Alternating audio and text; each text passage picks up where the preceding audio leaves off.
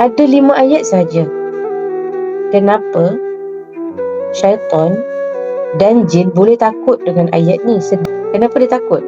Surah ini dimulakan dengan lafaz qul, bermaksud katakanlah. Kenapa Allah mulakan dengan perkataan qul? Sebagai bimbingan daripada Allah kepada Rasulullah agar memohon perlindungan daripada Allah.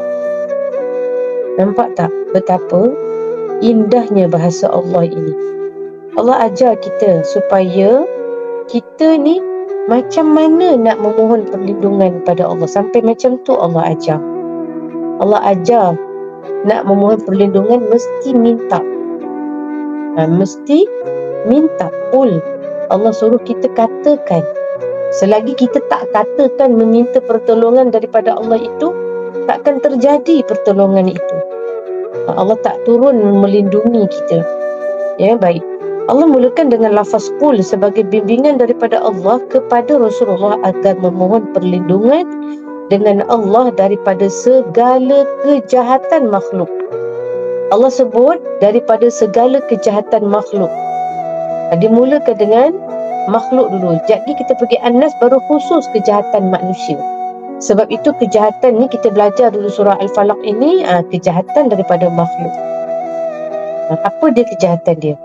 Perkataan Al-Falaq daripada aspek bahasa membawa maksud memecahkan sesuatu.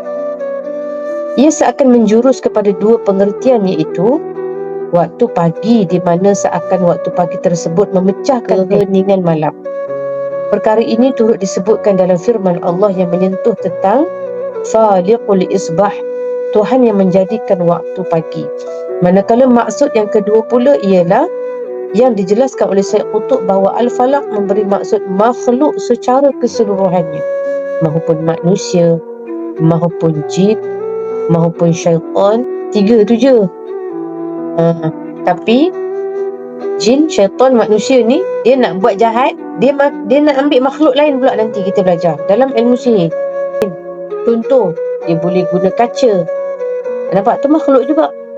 Dia boleh guna paku, macam-macam. Dia boleh guna kencing haiwan, dia boleh guna najis. Dia mesti akan guna benda najis-najis, kotor-kotor. Dia guna darah, macam-macam lah.